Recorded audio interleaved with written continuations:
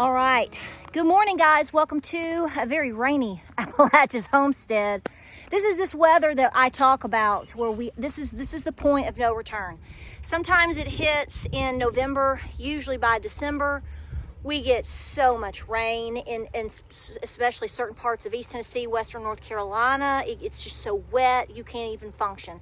And it pretty much stays this way until like May 1st. So here's the deal. This is the question that we are facing every single day. What are our eyes and our ears telling us? What are you seeing? What are you hearing? What are you experiencing? What are you being told in order for you to see and understand that your experience with things and life right now and all that's going on is probably a little bit different than how somebody else wants to paint it.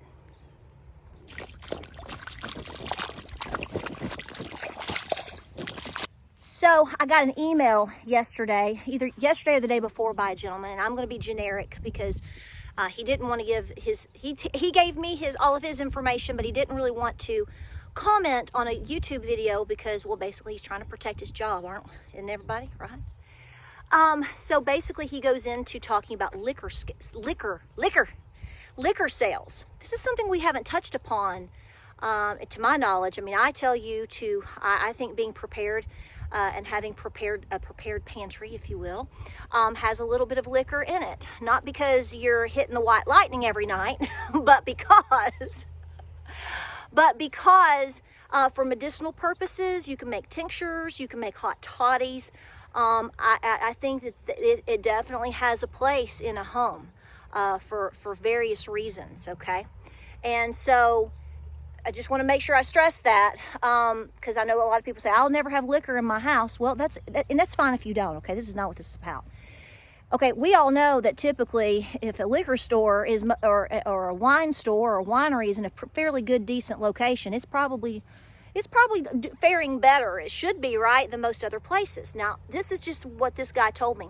So he's been in liquor sales, if you will, for over 30 years. And he is saying that what typically happens, he's never seen, quote, he's never seen a fall off like he is seeing right now.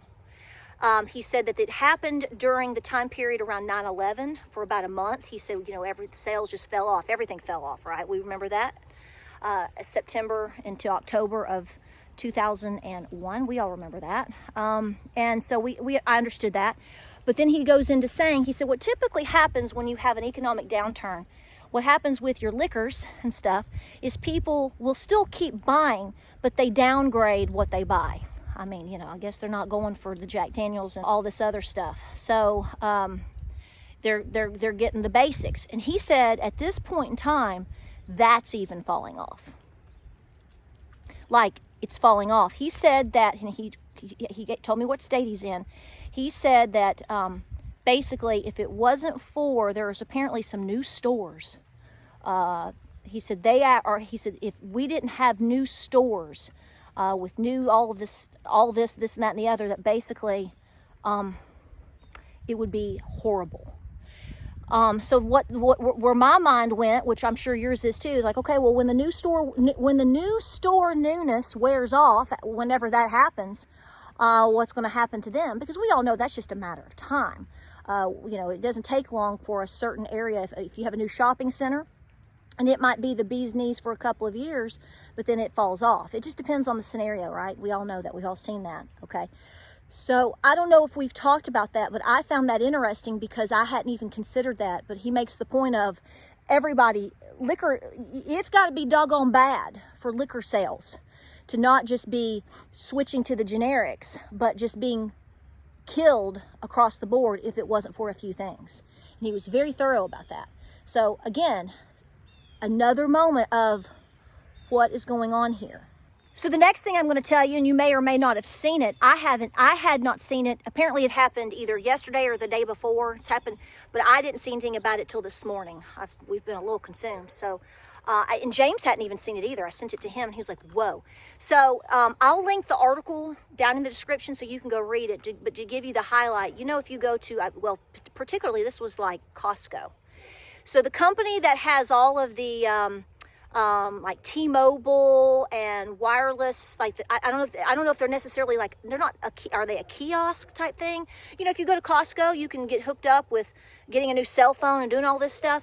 Well, apparently the company that is over that, okay, so I'm gonna link the article. I'm not reading it right here. I'm just filming.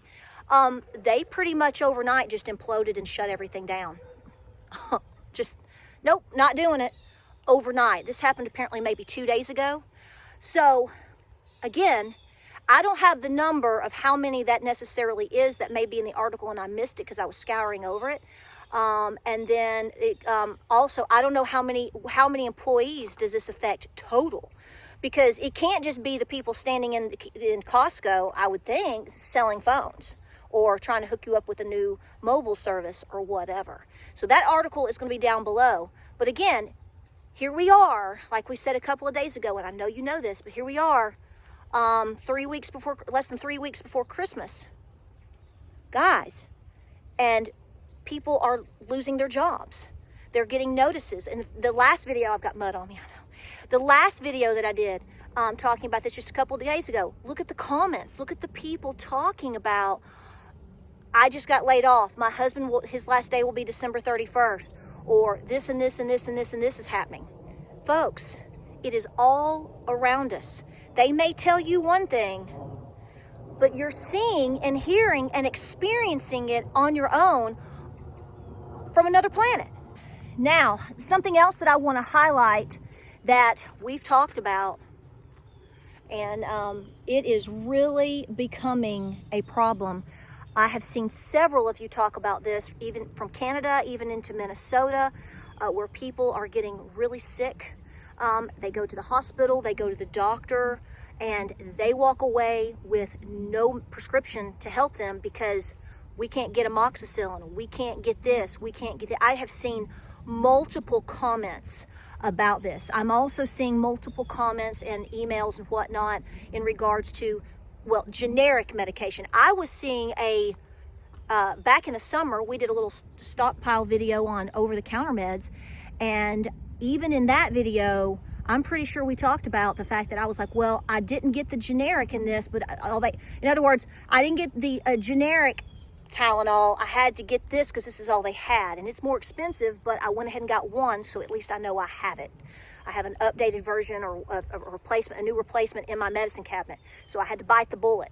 But that's another comment that is very common right now. Tell us what you're seeing. Tell us what you're experiencing. That basically, oh, she's eating hay, y'all. She's eating hay. My cow's eating hay. Okay. They can find certain things, but they're forced to pay full-blown brand name expense because they can't find the generics. So if you're seeing this in your area, especially when it comes to anything to do with antibiotics, let us know. I think this is something that we were warned about and something that a lot of us prepared for as much as we could, maybe with herbal remedies or other things. Do what works best for you. But I am saying we are actively watching that right now. I mean, a world without these types of important medications, folks, that is setting us back hundreds and hundreds of years. So this is what I'm saying. You turn on the TV and it's like, well, can you believe they're still saying that? We might be in a recession next year. I don't think the average person, me and you at all, is going to sit there and go, yeah, maybe next year. I mean, who is believing that? This is why I tell you to do your own homework. This is why you need to look things up, or you've got to go there, or you've got to make the phone call, or you've got to, when people have their own experience, seeing it, hearing it, feeling it, conceptualizing it, having to go without because of then you go,